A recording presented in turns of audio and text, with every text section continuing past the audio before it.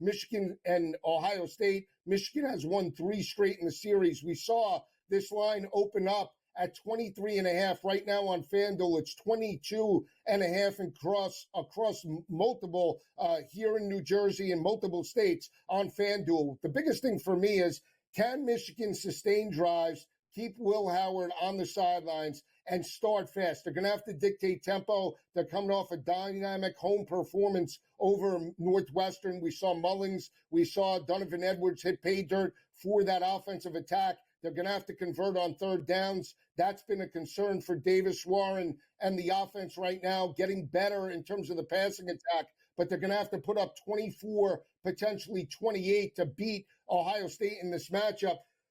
I don't know if they win, but in terms of this type of situation right now, 22.5 in a rivalry game, defending national champs, everything on the line for Ohio State, I'm inclined to take the points with Michigan. I don't think it'll be easy, but I still think there's the potential for a backdoor type of situation. Give me the Wolverines in this matchup. Texas A&M, SEC championship implications on the line. Texas A&M right now struggle with Auburn. Marcel Reed is going to be the X factor. I know he's played well at home, but this is a Texas defense only giving up 12 points per game, holding opposing offenses to 100 rushing yards per game. Line opened up at 7.5. It's down to 5.5 right now. I'm going to lay it with Texas. Haven't seen Texas A&M back since 2011, but they'll square off this coming Saturday night in Kyle Field. Texas A&M did open as a 7.5-point home underdog, but the line is down to 5.5 right now on multiple books across the nation. Texas did get the win as an 18.5-point favorite over Kentucky, 31-14. They get the win by 17, but no cover. On the flip side, we saw Texas A&M lose outright to Auburn in multiple overtimes, 43-41. How do you see this game playing out between the Longhorns and Aggies?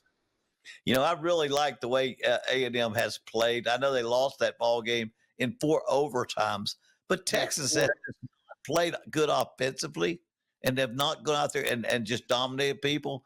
And I really like the way Texas A&M comes in here. They're on fire. They're ready to win a ball game. It's a big game for them after that tough loss. And so this is going to be a heck of a ball game. I tell you, it's a lot bigger game than people thought. And I tend to think Texas A&M may upset Texas.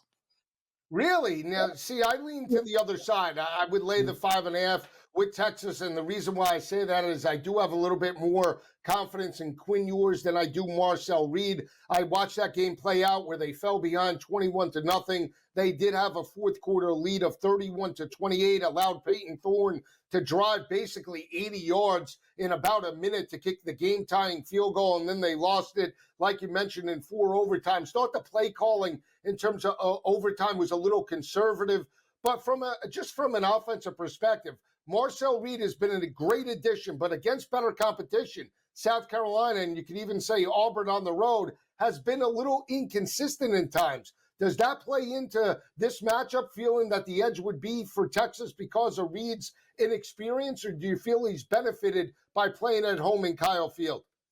No, I think he has benefited, but now they'll put pressure on him.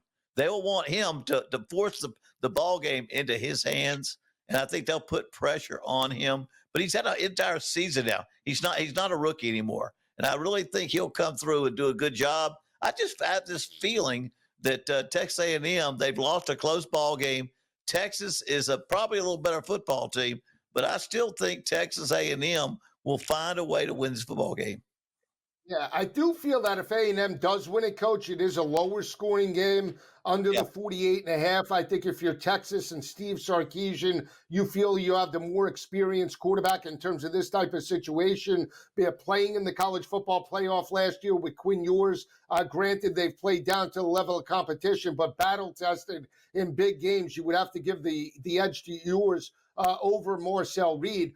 What would this say for Mike Elko and year number 1 if he was able to make it to the SEC championship? Because the preseason win total and expectation was 8.5, right? They did have one of the better odds to potentially win an SEC championship.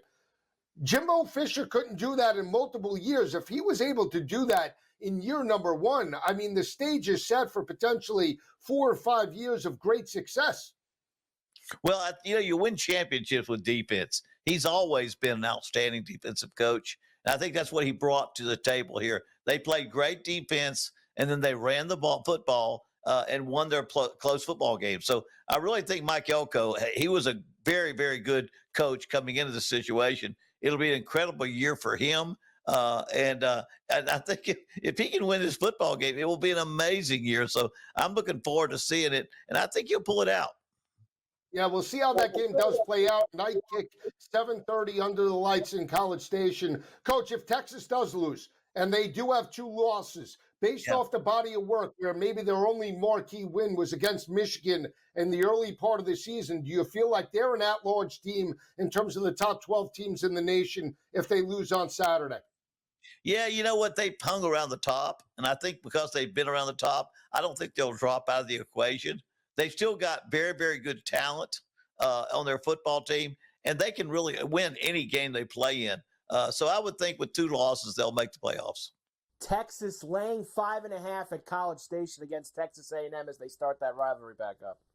Texas A&M are really good, but Texas are better. I think this is where Texas flexed their muscle. This is the difference of Texas being in big games. Reed is still a kid, nice quarterback. You saw A&M last week just couldn't get key stops when they had to. I'll tell you what, this Texas Longhorn defensive line is brutal, man. Like, and I don't mean in a bad way. Brutal, like, for you. Like, they just terrorize you. I've always thought Texas are kind of soft over the years. They're not. Like, this is not a soft team. Like, their D-line just murder quarterbacks. I think the defense is the difference in this game. I think the Texas Longhorns win and cover the point spread and go to the SEC Conference Championship game. We're going to dive into week number 14 within the conference. We left off talking about Cam Ward and the Miami Hurricanes. They now open as a 10.5-point road favorite over Fran Brown and the Syracuse Orange. When you look at this matchup, Coach, Miami from an offensive perspective should go toe-to-toe with Kyle McCord. But Syracuse, as I mentioned before, playing a little bit with house money. Fran Brown has overexceeded expectations in year number 1, and crazy things happen in the Dome in Syracuse, so they could be on upset watch this coming weekend. Yeah, I think you got to watch this game closely because Miami finds a way to make games close. Their defense does not play consistently. They let people stay in the ball game, and Syracuse has just the offense to keep this thing very, very interesting as they play on. So I still have Miami to win this game, but boy, does this game scare you because Miami has not played like a national championship contender. Yeah, they haven't. And you mentioned the defense for Miami, how they allow teams back into matchups. Kyle McCord might have some success. When you look at Syracuse overall, they're averaging 31 points per game. McCord completing 65% of his passes, 26 touchdowns, 12 interceptions. Go back to a couple of weeks ago where they trailed Virginia Tech 21-3. They bounced back in a big way in the second half. Won that matchup 38-31. They could put up 30 points on almost each and every defense within the conference. Only game that I didn't see Kyle McCord potentially step up was where he threw 5 interceptions on the road against Pittsburgh. That was the outlier. So when you look at Miami, they're going to have to bring their A game because Fran Brown in year number 1 could play with house money, but he could roll the dice. He could afford to be a little bit more aggressive in this matchup where Mario Cristobal and the Hurricanes need to win this game just to make the college football playoff. And that's why I think they will do that. They have not played their best. They've got to put their best on the field defensively as well as offensively. I think when it comes down to it, and it gets to the fourth quarter, you'll see Cam Ward come through, make the plays he needs to make. But Miami, it's just a funny team that you have a hard time pulling and believing they're going to do their best. But they'll win this game, I believe, in the fourth quarter with their offense. Do you think this game will be high scoring, 67.5? We have 2 competent quarterbacks in Cam Ward and Kyle McCord. You look at Syracuse right now, can run the football consistently, only averaging 92 rushing yards per game. In order to pull out this victory, going to need a little bit better effort out of that offensive line and certainly the rushing attack. I would think that a lower scoring game would, in fact, maybe, benefit Syracuse playing at home. But how do you see the total playing out this coming weekend? No, I see the over being a greater possibility because Miami's going to score points. They know what this game means, what they've got to get, and I think Syracuse could come back and score with them. So I really think this game's going to be a little bit of a scoring match, and I see it going to the over when it comes to Miami beating Syracuse and beating them with more points on the board. Let's turn our attention to Death Valley. Clemson has only lost 5 games since 2015, straight up at home. We saw them lose earlier in the year coming out of a bye to Louisville. They're 9-2 overall. They are playing one of the better teams in the SEC in South Carolina. It's a rivalry game, but South Carolina is sitting at 8-3, still has an outside chance to make the college football playoff. Clemson opens as a 2.5-point home favorite. Total is set at 49.5. South Carolina went into Death Valley a couple of years ago and pulled out the victory with Spencer Rattler, 31-30. How do you see this game playing out? Well, I tell you, I really like South Carolina, the way they're playing, kind of the sleeper of the Southeastern Conference. I like the way they play. They're one of those teams that it's kind of like Arkansas. You just they found a way to play very well. I don't think Clemson's going to win this game. I think South Carolina is going to win this football game. They are just playing so well. They're in a very, very difficult conference, and they've taken some tough losses. But I see them pulling this one off. Yeah, you look at South Carolina right now, averaging 32 points per game, only giving up 18 points against opposing offenses. Very solid in terms of run support, allowing 103 rushing yards per game, well under 3.5 yards per carry, and they've been opportunistic. Secondary as well, Coach, only giving up around 188 passing yards to opposing offenses. We saw Brady Cook and Missouri stretch them over the top. Cade Klubnik and Clemson need to stretch them in order to run the football in terms of this matchup. No, they've got to have some big plays. I think Clemson has to have a big takeoff, a deep ball, have some big plays in this game because really South Carolina, really, the way they're playing defense, I just see them overpowering Clemson. Yeah, you talk about 39 total sacks right now for South Carolina as well, a very dominant defensive front.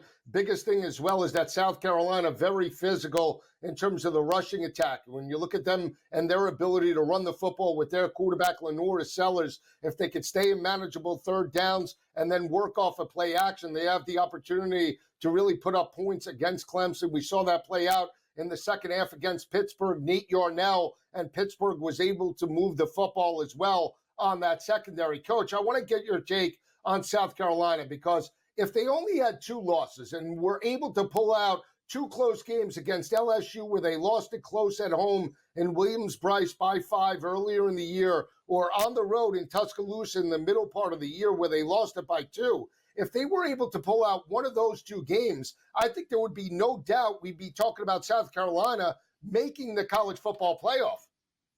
I think you're exactly right. That's what I'm saying. They're that good. They have played that well. They've lost a couple of close ball games, but they're one of those teams that I sit there and say, you know what? They are as good as anybody in the SEC. So the losses came, probably knocked them out of the playoffs. They're one of those teams that if they had just pulled off 1 or 2 wins, they would be in the playoff. They are that good. And we'll see about Clemson. If they get this win, especially by double digits, they can be an at-large team if they don't make the ACC title game. We'll see how they do it. Early kick this coming weekend. I do lean to the Clemson Tigers. Do feel that playing at home is the advantage for Dabo Swinney and the crew. In Dallas, it's SMU opens as a 13.5-point home favorite over Cal. On the road, the Bears last week struggled early, but they did pick up the victory over Stanford. They trailed for much of the first half and pulled the ball game out by 3 points. They are now bowl eligible. Justin Wilcox potentially saved his job, Coach, with that victory over arch rival Stanford. When you look at SMU, already guaranteed a spot in terms of the ACC championship. But as a head coach, you still want to maintain your focus and give it your best effort last regular season game. Give me your thoughts about what SMU has to do to pull out this victory. Yeah, they cannot take this game for granted. Cal has played great football. They've won games. They've been close to other games, and they're going to be a very, very tough opponent. I really think SMU has to be very, very careful, and they need to play their top game. If you have turnovers, if you turn the ball over, if you make mistakes like that, Cal's the kind of team that can beat you. I do think SMU is going to win, but this game has a great chance for being upset by Cal. How much does Fernando Mendoza in the rushing attack? He is a mobile quarterback, doesn't utilize the RPO all that much, but he can tuck it and run, especially if you play man-to-man coverage. SMU hasn't faced that many mobile quarterbacks. The one game you could say that they did struggle from a defensive perspective was when they did play Malik Murphy and Duke. They won that matchup in overtime 28-27. What can Mendoza and Cal do from an offensive perspective to potentially put up points on that SMU defense? I'm telling you that they have that much talent on offense.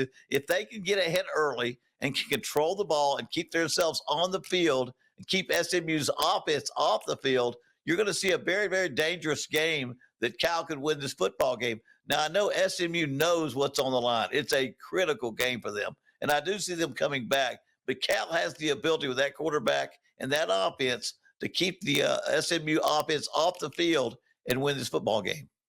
Yeah, now Cal did win that ball game against Stanford at home. I said on the road, they were at home last week. They trailed it by 11 points late in the fourth quarter and pulled it out by 3 points. So I like Cal with the points plus 13.5. I do feel that a higher scoring game would favor SMU in the passing attack of Kevin Jennings, a lower scoring game where Cal can run the football and keep SMU's offense on the sidelines would be the recipe to potentially cover that number and get to the under. So we'll see how it plays out. For a majority of the past 19 matchups by the Virginia Tech Hokies, they have won 18 of the last 19 meetings, Coach, against their arch rival Virginia. They've won the last 3 about an average margin of victory of 20.3 points per game. Last Virginia win in the series came back with Bryce Perkins at home in Charlottesville back in 2019. Virginia Tech looking to become bowl eligible, sitting at 5-6 overall. They're laying 7.5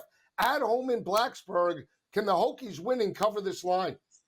Yeah, at home they'll play very well. I do think right now they're a better football team. UVA has had a very good season. They've won some big games, but they're not going to win this one. I think Virginia Tech at home, they'll take the victory and they'll get themselves to a bowl game. Yeah, now you look at Virginia's schedule, it did line up for them to potentially become bowl eligible, and they had their shot against SMU and against Notre Dame, but 2 very top opponents. They struggled. When you play in a rivalry game, in a series that's been dominated by the opposition, what can you do from the head coaching perspective in terms of Elliott? What can he do to settle the troops down? He did have a mobile quarterback in terms of Bryce Perkins when they did win back in 2019. That was with Bronco Mendenhall. But what could they do in terms of Calandria and this offense to potentially get this game into the fourth quarter? Well, you know what? At Virginia Tech, just get the kids ready to play. I think they've got a little better football team. They're a little better in Virginia. Play your game. Do not turn the ball over. Do not give them a deep ball. And you have a great chance to win this game because you're a better football team. And I think that's the biggest thing you've got to talk to your kids about is that, hey, this is a big rivalry. This is for a bowl. And if we play our best, we'll win this game. Let's turn our attention to a game you know very well. The Iron Bowl, Saturday, 3:30 in Tuscaloosa. Right now, Tuscaloosa, Alabama opens as a clear favorite, 11.5 over the Auburn Tigers. Alabama won this ball game last year on the Plains in dynamic fashion, converting the 4th and goal from the 31-yard line. Isaiah Bond is no longer on the team, but Jalen Milroe is. How do you see this game playing out, and what does this series mean to you in terms of the Iron Bowl? You know, it's a great series. I've coached in it many times and come out on top most of the time. But you look at first of all, Auburn won their big game last week. They had an incredible win in overtime. Alabama took an incredible loss at home. And I just think the dynamic of that, Alabama keyed up, having lost that football game. They'll win this football game. This is a great football game. If you can stop Jason Milroe, I mean, Alabama doesn't have much else after that. And that's the key. But I do think they'll play a good game and come out with a victory. Yeah, you look at Auburn right now from a defensive perspective, Coach, only allowing 20.7 points per game. Their defense is very solid in terms of run support. They can run sideline to sideline. But how important is it for Hugh Freeze to get to 6 wins and, more importantly, knock off their arch rival, Alabama, and really put the nail in the coffin for the Alabama Crimson Hope's playoffs odds this year? You know, it's big. I mean, I remember when I was at Auburn, and I had a saying that you could be 10-0 and have saved your career, but you haven't saved your job yet because you haven't played Alabama till the very end. This is a big game. This is a big game for him. It's a big game for Auburn, and it'll have an impact on his offseason if he does not win this game. He's not going to lose his job, but I guarantee it'll be a much more iffy position if he does not win this game. Now, Auburn only allowing 110 rushing yards to opposing offenses, 2.9 yards per carry. What can Auburn do from an offensive perspective based off the performance last week in terms of Norman, where Alabama only scored 3 points? You got to believe that they start fast, put the ball in terms of Milroe's hands, and more importantly, Ryan Williams, that was contained by that Oklahoma defense. Can Auburn score 30 in your opinion? I don't know if they can score 30. I think they will mix it up. They'll mix the passing game in early. Don't think they'll score 30, but I think they'll stay in this football game. Tennessee opens as a 10.5-point road favorite over Diego Pavia and the Vanderbilt Commodores. Vanderbilt last week dropped a 24-17 matchup in Baton Rouge against LSU. They did cover as a 7.5-point road underdog. Now they're catching 10.5. Coach, Tennessee has won 5 straight in the series. They've dominated Vanderbilt, winning those games by an average margin of victory of 29.4 points per game. A lot of pressure on Tennessee to not just cover, but win the game outright to just move on to the college football playoff. Yeah, but this is a different Vanderbilt team. The head coach has brought in a new style of play. They are a very tough football team. I can see them very well. If Tennessee does not hit the deep ball, does not get that back in their game plan, I can see Vanderbilt very well playing this game down the wire. I don't see them winning this football game, but I can see them playing it right down the wire by keeping Tennessee's offense off the field, by moving the football, sustaining drives, and keeping the Tennessee for a chance to score them. See, now when you look at Vanderbilt in 2 games that stand out, in my opinion, 2 games with more explosive offenses last week against LSU, and you could take into account the Texas game where they were catching 21.5 in Nashville against the Longhorns. If they're able to run the football, bleed the clock, that offense in terms of right now, Tennessee will have limited possessions to potentially, cover that 10.5-point line. And then all of a sudden they shorten the game, much like a triple option, and then you're on upset alert. So the longer that this game plays out, where it's a 1-score game, Tennessee potentially could be a little bit tight, and then that'll put pressure on Nico and the passing attack. So is that the recipe for Vanderbilt? Start fast, bleed the clock in terms of time of possession? Absolutely. I mean, Tennessee has shown an inability to hit the deep ball. So they are a team that plays great defense and likes to control the football and run the football. So I really think if they can if Vanderbilt can keep them from hitting a deep ball, they can keep this game close. And when you stay close, it becomes very nervous for the favored team. And I can see this one getting down to the wire.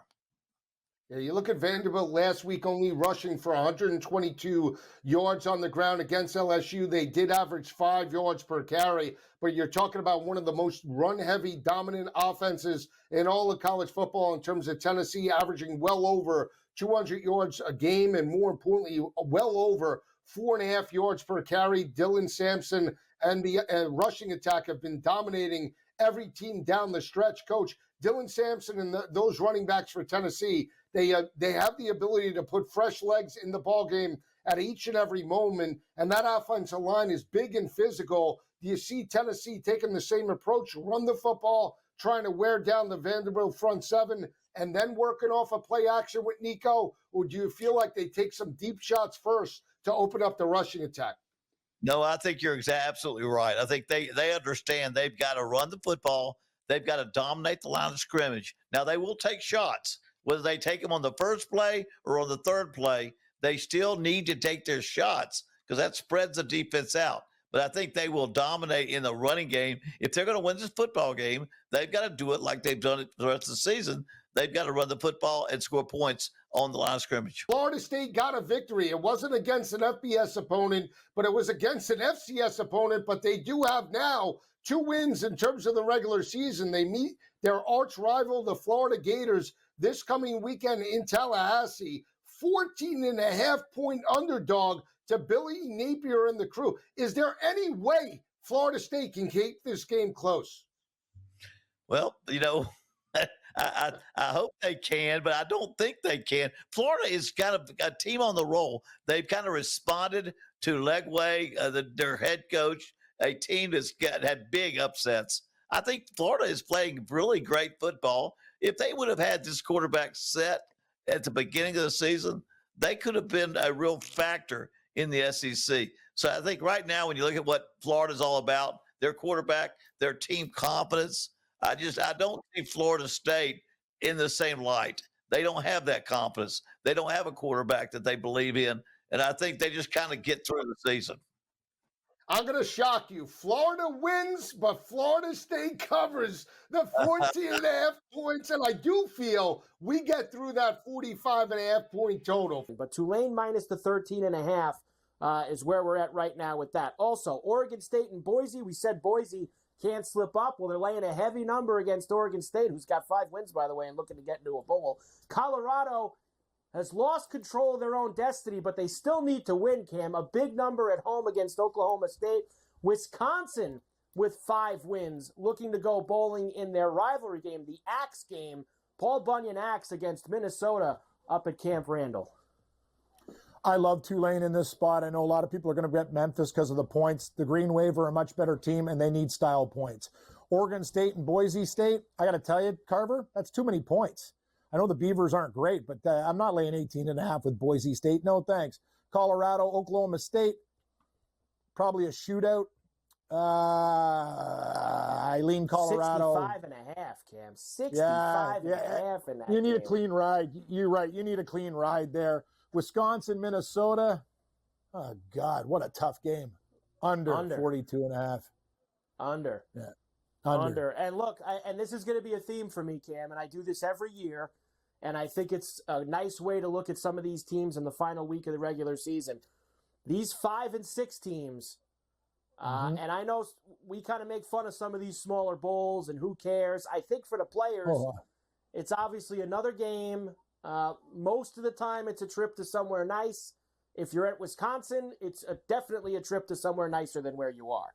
So I think that you have to look, and I have a lot of these 5-win teams on my card this week. Wisconsin is one of them at home against Minnesota, who in reality are really not playing for much. They're already in a bowl. They lost a heartbreaker to Penn State last week.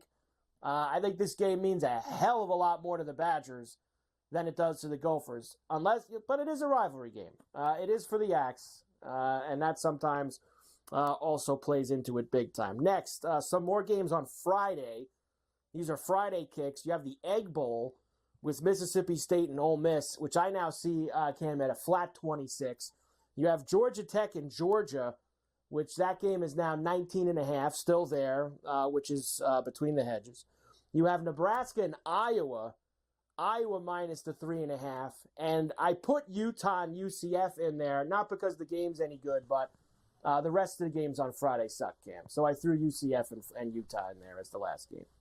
They do suck, but lean to the Utah Utes in that spot. What do you think about Nebraska, Iowa? Low total. It actually might go over the number. Iowa's played a little more over, sneaky overs this year. Georgia Tech and Georgia, I'm not sure if I trust Georgia to lay 19.5. I have a lean to the Rambling Wreck. And Ole Miss and Mississippi State, the Egg Bowl used to be a close game, not this year. Ole Miss might run these guys out of the stadium here. They got to keep on winning. They're in a 15 seed. They screwed up big time losing to Florida. They got to win this game. Georgia really hasn't, blown out anyone this year aside from their garbage games like the Tennessee Tech game. They blew out Clemson week 1, which obviously that's a good one to blow out. But if you look recently, the Georgia game was a win for them, but not, blowout. They did cover. Florida didn't cover. Mississippi State, they didn't cover. Mm-hmm. I believe they just missed the cover against Auburn. Didn't cover against Kentucky. Big rivalry game. A lot of points. I think I could go with you on the Yellow Jackets, the Ramblin' Wreck, here with the 19.5, Cam, in the night game under the lights. And I kind of like Mississippi State as well. Probably going to get paid for that because they're the worst team in the SEC.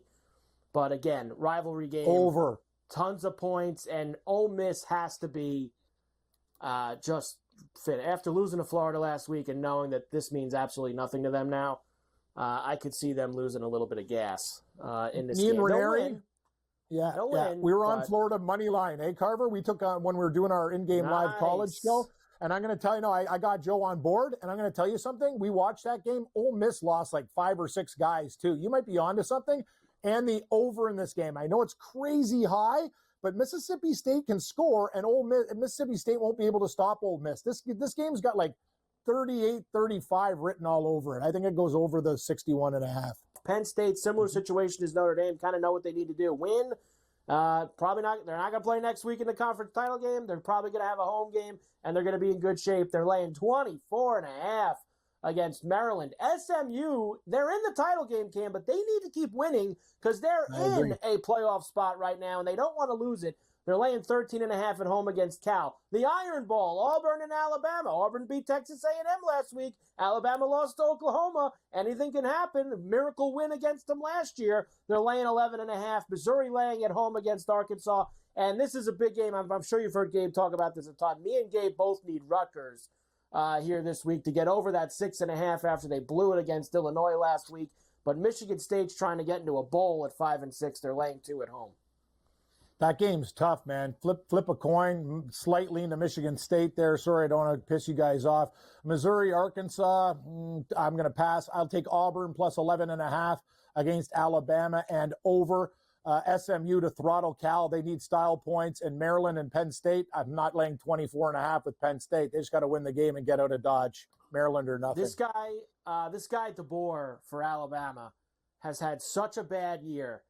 He needs to wash some things away, and I think he does it this week. I think they absolutely smash Auburn in this game. Auburn had their moment on Saturday night against Texas A&M at home. They're going to go on the road here in the Iron Bowl, and they are going to get smashed. I am laying it with Alabama in the Iron Bowl on Saturday. Purdue visits Indiana for the bucket on Saturday night. Obviously a massive number. Purdue sucks, 29.5.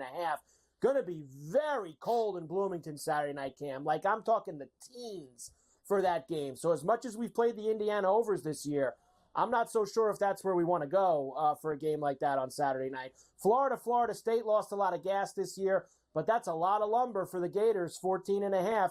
LSU minus 5.5 against Oklahoma, and the Ducks, quack, quack, quack, against Washington. Big number, 18.5. What are you doing with these games, Carver? I'm going to go with Oklahoma, maybe. That stands out. Indiana, I agree with you. Indiana, Purdue, I don't think they can get there to the total, but Indiana might win that game by 30. I don't care. Florida State's at home. I'll take the Gators, even if I have to get a half point to 14. They're a much better team.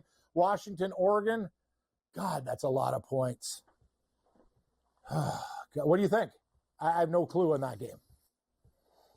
I doesn't seem like Oregon is very interested in just destroying these teams every week. They seem like they're kind of just going through the motions. I don't want anything to do with it.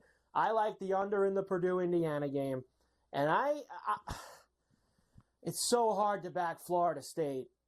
I can't. But, man, I know.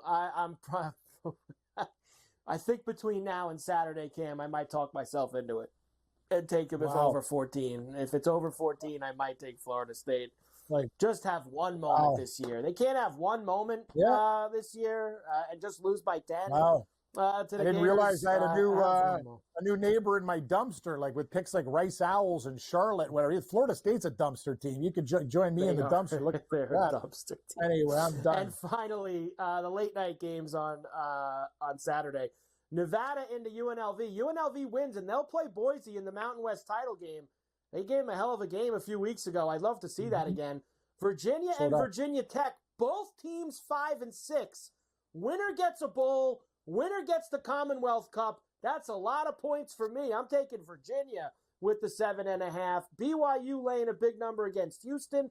And my, as Joe Lisi would say, the crypto play, the no doubt about it, hit the bookie with a sock play of the week for me, Cam, is New Mexico minus the 2.5 on the Big Island against Hawaii as Bronco Mendenhall gets the Lobos bowling with his 6th win against Hawaii on Saturday night. New Mexico scores 48-51 in that game. They might hit the total themselves. That game's going over New Mexico. I will take Houston as a dog.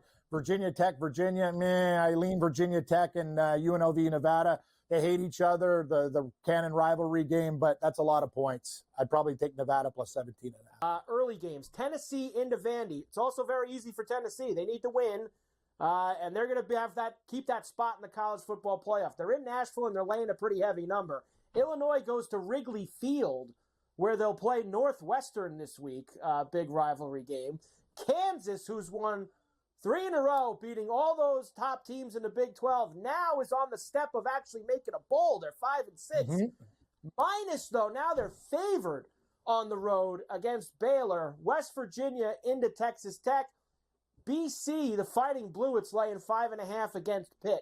I want to highlight the Kansas game for this reason, Cam. I told you I love the 5-6 teams, the teams that are looking to get bowl eligible. I'm nervous in the fact that I have gone after Kansas the last 3 weeks. I went after them with Iowa State. I got smashed. I went after them with BYU. I got smashed. I went after them with Colorado. I got smashed. You know how this goes, Cam. I'm going to back Kansas here to get that 6th win and beat Baylor on Saturday. And you tell me how the movie's going to end for me, Cam. How's it going to end? Baylor's going to win, but I don't care, Carver. I've been on the opposite. I've been riding Kansas. I can't get off the Jayhawk train right now. I got one more stop, and it's in Waco, Texas, baby. Pull me Let's along, go. then, Cam. I'll pull you along. Rock, go. chalk, Jayhawk. Another room for one. Let's go. Slide over. I'm getting on board, and you're going to blame me if it doesn't go well. I will. But that's okay. No, I won't. What about the big number with Tennessee here Vanderbilt on Saturday, or nothing? I can't lay those points. This board's making me dizzy. Vandy at home this year lost by 3 to Texas, beat Alabama, beat Virginia Tech in overtime. Now, they did lose to South Carolina last time at home, 28-7. Does Tennessee put the foot down here, lay in 10.5? They're going to put the foot down in this game, you think? I don't know. It's Vanderbilt or nothing. I'm not taking Tennessee. No way. Home dog. Wow. But that line tells you Tennessee might cover, but I don't care. I like Vanderbilt.